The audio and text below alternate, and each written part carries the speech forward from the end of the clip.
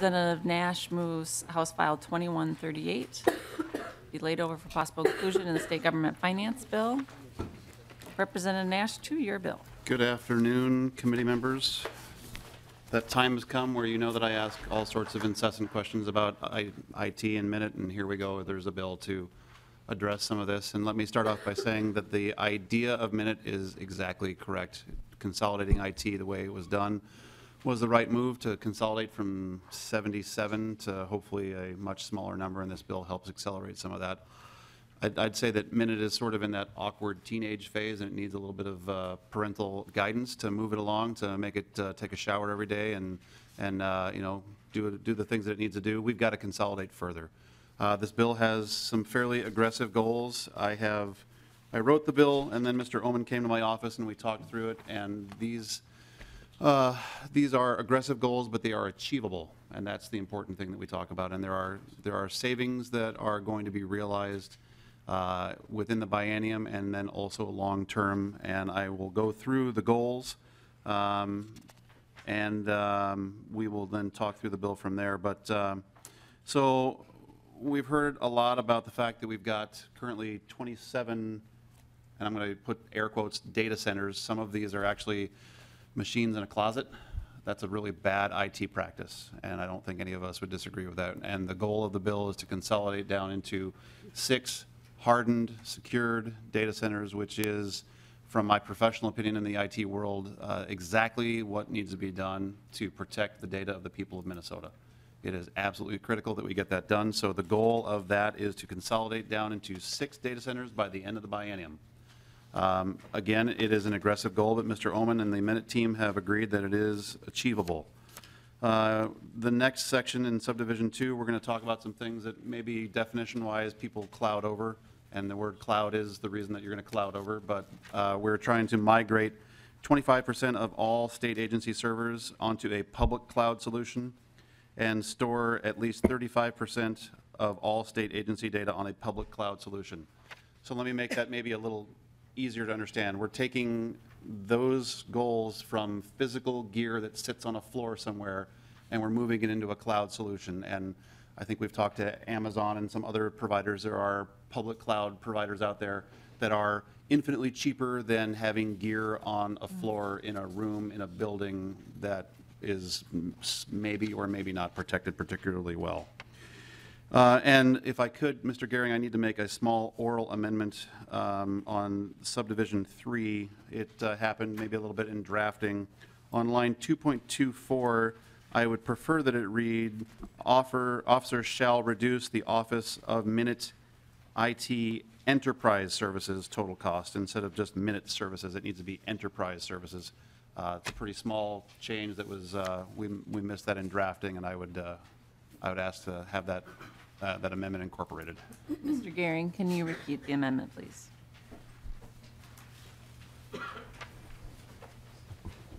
And I can have Mr. Oman describe the nuance difference if you would prefer that be done. Let's first have Mr. Gehring repeat. Very well. Madam Chair, I actually would maybe defer to Mr. Oman just to clarify, is that a specific division of Minute that we're referring to, or is there some other organization that we would? So there are certain. Mr. Oman. Sorry. Jesse Oman, for the record, Deputy with Minute. Madam Chair, member. So there are, and I've talked about this before, really 2 different elements to Minute and how it provides its services. There are certain ones that we are trying to be able to provide the same and gain economy of scale by bringing together, and that's when you hear enterprise services, that's really referring to those type of IT services. Data center, network, help desk, workstation, desktop, those types of things. When you hear a reference to more local services, that is then what's uniquely delivered to each of the agencies themselves.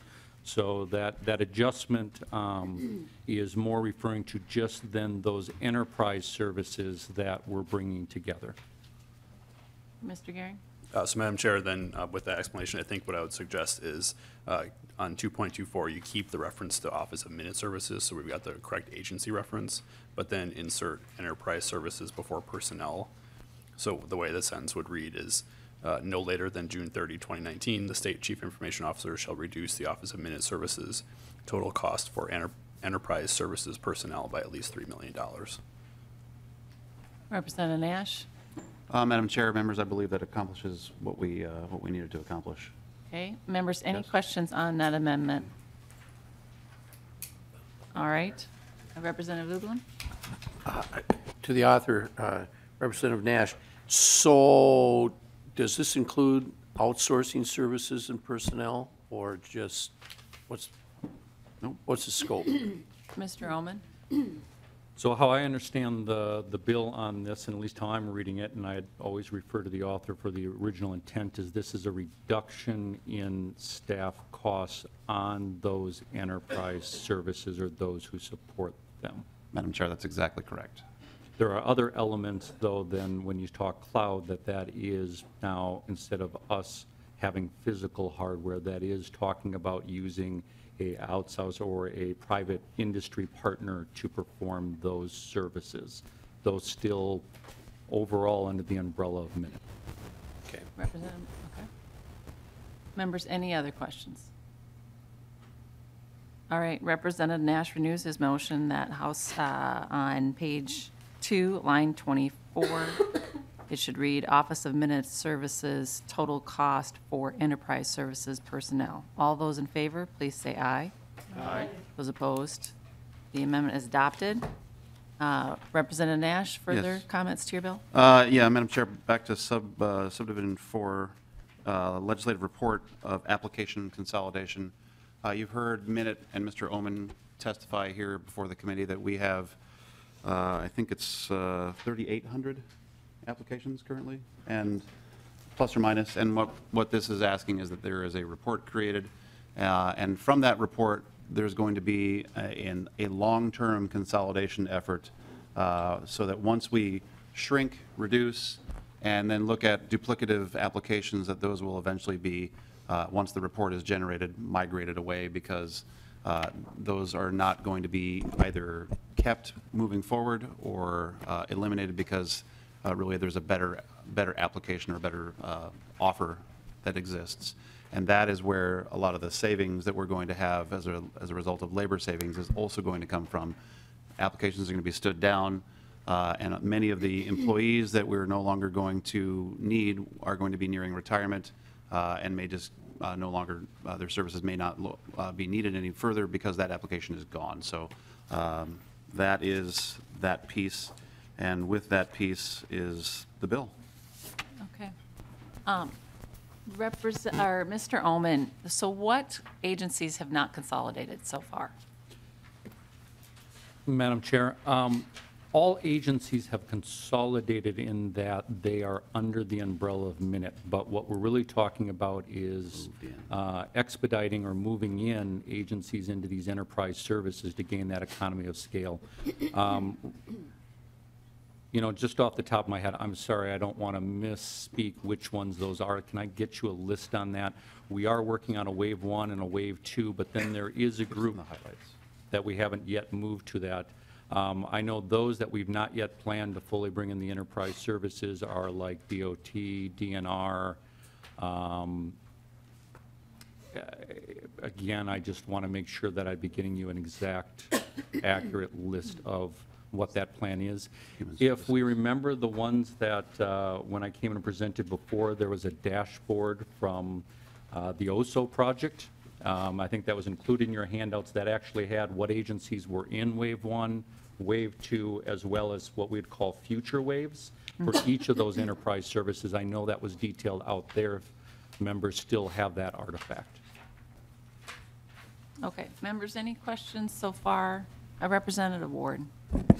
Thank you, Madam Chair. Just kind of a follow-up clarification where we're asking for performance outcomes required and reports. Do we have a time frame where the agency or will revisit this bill to see how it's actually rolling out? What are we receiving the benefits that we're hoping for? Are the reductions in employee FTEs particularly, is that accomplishing what we needed to in a way that not only saves money but actually accomplishes the goals of consolidating and improving the effectiveness of what we're doing. Mr. Omen. So, Madam Chair and members, maybe I can take a step back, and I know usually you'd say, are there more comments on this? If you don't mind, let me step back a half a step, and then I'll get to your question if that's okay. I'd like to start off by saying, yes, Minute has obviously been the discussion of a lot of conversation with certain individuals, at times very spirited. And I do appreciate we've had some very good conversations, and generally, a lot of what this bill outlines aligns with what our strategy is and what we're trying to do. One of my concerns, though, is that it is at times overly prescriptive and specific to an agency's tactic and strategies, and maybe doesn't allow that flexibility as we dig into it and are trying to get to the numbers. I mean, I will tell you, we're very excited about moving more to cloud hosting. It offers a element of elasticity, which is the ability to quickly go up and down, that I think is going to be a great lever for our partners. But we're also dealing with challenges of a lot of legacy applications, and at times some requirements by certain agencies that make it challenging to always directly be able to map out what can and can't. For example, there are rules around FBI data. You'll often hear this referred to as CJIS requirements, as well as IRS PUP 1075, that make that challenging to be able to do. I also would say that while we're certainly trying to move in all these directions, again, just setting that heart of line means we don't have a lot of flexibility to be able to do this.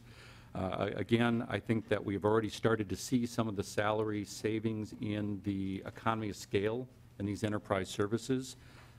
This target is a tough one. It's going to be a hard one and require a lot of push, and we just haven't mapped some of that out and been able to do that. Again, I would say, you know, with the intent of going down to 6 data centers from 27, obviously that's Minute's plan. You actually see that in the governor's budget as part of our security ask. It has a lot of those good security implications around that, and that's certainly something we want to do, which is why you'll see that that amount that we have in that security ask is also the exact same amount that appears in this bill. Obviously, we wouldn't need both, but that is a plan of ours. So we are supportive of that. We see the benefit of that from not only a security perspective, but the economy of scale. But we had to carry that in both this fiscal note as well as what you see there, just to have them stand alone. Now, to your question is, are we going to be able to measure and see some of these? I think between a number of the reports that we have here, one being able to really have the graph of number of data centers. Pretty easy to be able to say we went from this number down to this number. Some of the other reports in here that I think we've had a good start on, though I will say the bill is going to be a stretch that we have to add certain elements to, both the project report as well as the application. I think we'll detail where we're at in those respects as well. And then some of the other ones, it's a prescriptive percentage that I think we could measure, but those are metrics we're going to have to put in place. So again, overall strategy, overall vision, this really does align up a lot with what Minute has. It just is pretty prescriptive on certain percentages, and it's hard for us to peer that far in the future at times and really make sure there's not going to be an obstacle that we hit at that point. And Madam Chair, if I could. Representative Nash. Madam Chair and Representative Ward, I dealt with this from a professional perspective and reached out to a lot of the peers that I have in my world, which is the same as Mr. Omen's world. We just work for a different type of organization and made sure that the requirements that we put into the bill were actually achievable. Mr. Omen did come to my office and he said, yes, they are achievable. It will require some effort. But to that end, the goal of the bill is to deliver to the people of the state of Minnesota a service that when the bill was passed many years ago, that this was the original vision. This was the law that was passed, that these these agencies would be fully consolidated. And like I mentioned in my intro, we sort of need to nudge it along a little bit in order for it to truly achieve its initial purpose. And while I would say Mr. Oman is a colleague of mine, this is where we say, well, gosh, Jim, this is kind of a heavy lift. We can do it, but this is kind of a heavy lift, but yeah. But it is achievable, and that's the thing that I want to make sure is that Mr. Oman isn't disagreeing that this isn't achievable. It's just going to mean that we have to work hard, and I have the utmost faith in him and Mr. Baden and Mr. Boozy and the storage staff. I mean, they're all very competent professionals. This is achievable, and that is why I wrote the bill, so it isn't you have to get this done by the end of next week, because that would be ridiculous. But by the end of the biennium, we're going to be able to capture savings as a result of consolidation. When we do those application changeovers, some of those are just simply going to go away. And it is 100% intuitive that if something goes away, you're not going to be paying for it anymore, and there's savings to be captured there. And that's really the goal. But excellent question. Representative Ward? Thank you, Madam Chair. Just to clarify, so in a year, we can come back and just see how things are going, rather than waiting 2 years. And to your comment about, so that was the question, but to your comment about, yes, it's been years in the making of this.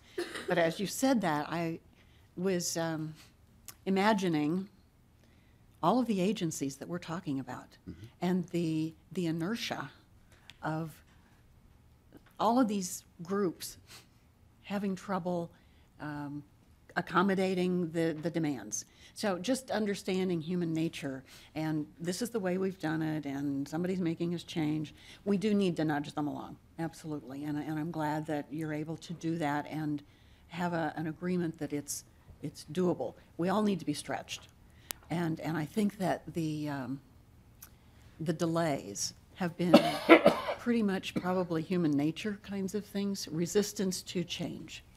And so I'm glad to see this moving forward. I just want us to be sure that we can do some checks once in a while and not get 2 years down the road and say, well, we overestimated our capacity, or we, just can we refine it in a year? Representative Quam? Thank you, Madam Chair. And I notice an empty chair of a member that normally asks the questions per minute. So I have a short question for the author. My understanding that Azure, IBM, Amazon, the ones that have the external cloud opportunities, have integrated security, and that the advantage you have, because they have multiple customers and multiple government entity customers, that if there is an intrusion or security risk that pops up, that they would address it, and that way we might possibly more quickly address and help with our security. So are they integrated with their security support? Representative Nash? Madam Chair, Representative Quam, the public... I'll give Representative Lilly a minute. I'm sorry, sir. The public cloud providers do take that on themselves, yes. And if Mr. Oman would like to expound. Mr. Oman? Madam Chair, members, there is certain elements they have there, though depending on some of the requirements we have, there are additional things we need to make sure that are in place with the transmission, both from here locally going forward. If we want to dive deeper into that area, I can bring, okay. I mean, Madam Chair, we could talk about API layers and different things like that, and nobody other than a handful of us will actually be interested or even stay awake for that conversation. So maybe we could do that offline. Representative Quam? Okay. Representative Johnson? Thank you, Madam Chair. Mr. Oman, when you're here testifying before with Minute, I remember you saying your top priority was cybersecurity, and your second priority I wrote down was consolidation of data centers, although there doesn't sound like they're mutually exclusive. So I'm interested in your comments on cybersecurity as it relates to the performance outcomes required, where that shouldn't be part of the deal as well. And I guess to Representative Nash, I don't, you know, I think your bill's headed in the right direction, but I'm just curious why you don't, two questions, why you don't add that on there, the cybersecurity component? And then secondly, are you going to fight hard for the money to pay for this? Because if it's just an unfunded mandate, then it's kind of not without much strength other than a nice proposal out there. But if, anyway, it's going to cost, I saw the fiscal note, and I think that's accurate, you know, 14 million or whatever to consolidate. So Madam Chair. first, I'm sorry. Sure. So two questions for you, and then one, I'd be curious to Deputy Commissioner's response on the cybersecurity aspect. Thank you, Madam Chair. Representative Nash. Madam Chair and Representative Johnson, the cybersecurity piece is very important. We have 27 data centers that are, and that's a huge liability. They're not particularly secure. The surface area for attack for those data centers is massive, and there's a cost. There's an element of exposure which is cost. So consolidation not only will reduce the risk that we have there, but it's also going to reduce the operational costs. So again, respectfully, you just don't reduce things and then say, well, that's a nice proposal because, you know, it costs money. We're going to be saving money long term. And I think that the fiscal note we got literally minutes ago, before we, you know, earlier this morning, I do have some questions about some of the things that were predicated to go into the fiscal note, because it doesn't address any of the reflected costs long term. And there really are long-term costs. You know, migrating to the cloud for both data and server, that's a huge savings there. Reducing labor, huge savings there. Eventually migrating off applications, that is another long-term savings. So it is something that is exceptionally important, and from a private sector IT person's perspective, this is done every day in the private world. And there are savings, and that's why my question regarding the fiscal note, because it doesn't really reflect any of the accrued savings. So I think that there's probably something that we need to go back and look at as it relates to the fiscal note, because as you read, there are no savings reflected there, but there are, and you heard Mr. Oman say that there are going to be savings. So I just have some confusion as it relates to that. And I think some of it, again, may be that you've got a couple of nerds writing bills, and people in MMB may not understand some of the bigger implications as it relates to that. So I'm happy to work with them to help them better understand what it is that we're trying to achieve, because I don't know that we have that same parity on the other side. So, Mr. Oman. Madam Chair, members, you're right in that this is actually part of our security ask. When you say number one priority is security, there was really two elements in the governor's budget and the bill as it relates just to the minute ask. You know, and again, not going into all the applications that we have challenges with, but just that minute ask. One was around the consolidation of the data centers, and that's why we are generally supportive of the direction of this bill here, because it does align with a lot of what we look to do. And that reducing the attack vector from 27 down to 6 not only reduces how much can be attacked and gets us out of some data centers that aren't secure, but it also means the second part of that security ask, which is really to up the tools that we have, doesn't need to cover 27, it can now cover that smaller amount there. So really, we do look at it that there's a part here that really is picking up on and aligning very closely with that part of the security ask, again, which is why you'll hear me say there's a lot of support there. Our concern is just the prescriptive nature of it, the very exact amounts, not allowing some of that natural discovery that may happen as we bring this together to know what exactly we're hit. Maybe it's 25% in the cloud. Maybe we can't do that because of requirements or the age of the apps. Maybe it's 35%. Just having that prescriptive is just challenging for us from that nature and the flexibility of it. But from the security aspect, this does accomplish that similar. And again, you'll actually see that dollar amount matching up exactly with the other side in the governor's budget as well. and Madam Chair, just Representative Nash. briefly, to Mr. Omen's last comment, that's why we wrote it so that it is at least a X% in the cloud. They may find the ability to migrate more to the cloud. So while it may be described as somewhat prescriptive, again, these were goals that were agreed that could be done, and if they find more, then that's great. Representative Johnson? Thank you, Madam Chair.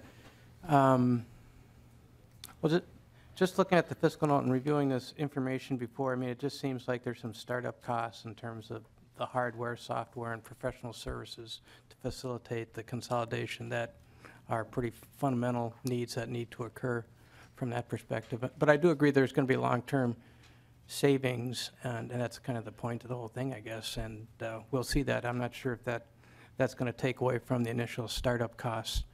But, you know, again, I think you're heading in the right direction.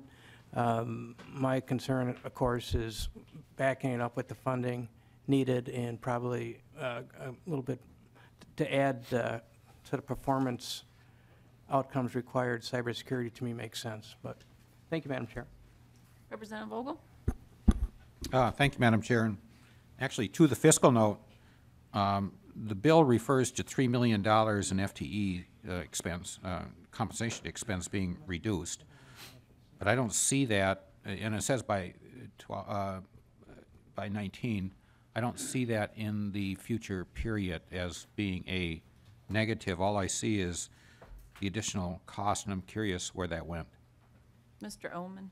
Madam Chair, members, two things with that. One that I think was more addressed with the verbal change that occurred with the bill that happened here, in that, as I said earlier, we are already trying to get savings in that enterprise level, but the way the bill was originally written was across all of Minute. Well, our challenge at that point would be is we also have some projects being funded at agencies that actually require them to modernize their systems, which if we were reducing staff, but then we would have had to replace them potentially with consultants or other talent to be able to still meet that need at the agency.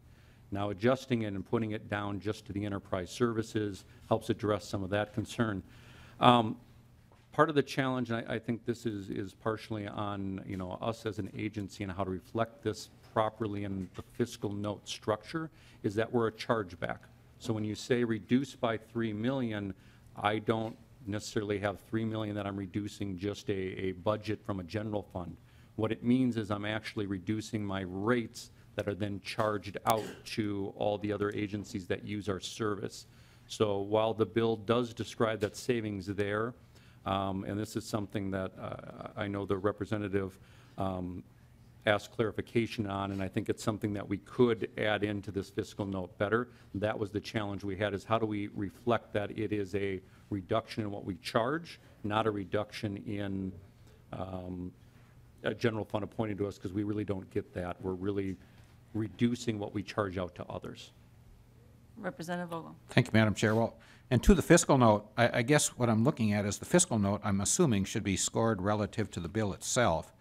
And I agree that you're charging it back to the agencies, but then there should have been, I would think, additional pages to the fiscal note, maybe not by agency, but even if it's combined, recognizing that the general fund would be affected in their operational cost if the fiscal note is indeed accurate. Mr. Omen? Madam Chair, members, I would agree. That's just something that I would say we weren't quite sure how to reflect that. That is something we can go back and edit in and find the right way to reflect that in there, because you're right, as the fiscal note is written, it says reduce the cost by $3 million and to make sure it's reflected in there. So that was something we can look back to do. Representative Vogel? Well, thank you, Madam Chair. So I guess my suggestion would be, as we are approaching this bill, that maybe this fiscal note might not be accurate enough that we should be taking it into account right now, and maybe ask MMB or whoever to go back over and revise it so that we really know what it's doing, and maybe with Representative Nash input, that 14 million might even change. I'm not sure, but I guess I'd have a rough time right now believing the fiscal note, because it seems like there's some things missing. Well, Representative Vogel, I would second that about 1,000 times over, because traditionally, when you do have a fiscal note, MMB is responsible for reaching out to all of the agencies that would be impacted on that. So a lot of times when we see fiscal notes in this committee, you'll see multiple agencies listed, even agencies that are not under our purview that are listed on the fiscal note if there is an impact. So the fact that there isn't multiple agencies listed, in fact, there should be every state agency that is under minutes umbrella should be listed here as a cost savings. As you mentioned in your own words, the IT reduction that you would have in the local agencies. So that should have been listed here as well. So clearly this fiscal note was not ready for prime time. I'm surprised that it was issued as an actual official fiscal note and not as a preliminary fiscal note. So there's a lot of work yet to be done on this fiscal note moving forward. And I do have some more questions on that, but I want to see, is there anyone from the audience that wishes to testify to this bill? Mr. Omen? Madam Chair, members, and just one more to add to your comment there. Part of our confusion was obviously, again, as I mentioned, just being able to, having that verbal amendment which clarified that was part of our also challenge in how would we have described that in a fiscal note correctly. So that also helped us, and again, to your point, Madam Chair, we'll go back and now be able to add more detail into that. Well, and Mr. Ullman, this isn't on you. It's the responsibility of MMB to provide us with fiscal notes, and their responsibility is to reach out to all the agencies that would be impacted by this change. So I do, since I'm not seeing any other questions at this point, I do have a couple of questions. When this whole idea first came about in 2011, so we're talking about quite a few years here that have passed in getting this consolidation done. The cost for it, probably when you got to this time, should be zero. If you looked at the fiscal year cost estimate from the original fiscal note, it got smaller and smaller. In fact, in fiscal year 15, it was noted at 4.3 million. I imagine by this fiscal year, it should have been towards the zero amount. So I think members need to think about that as well as you're thinking about where we're at in this process. 2011 to now we're at 2017, and we still do not have full consolidation of this. And I appreciate the efforts of Minute in trying to get this done, and we want to help you in getting the full consolidation done and applaud Representative Nash and his efforts in making this happen. So members, any other comments? If not, Representative Nash, closing comments? Thank you. Just trying to be brief. With that, Representative Nash renews his motion that House File 2138 be laid over for possible inclusion in the state government omnibus bill. Thank you, Representative Nash. Thank you, Mr. Omen.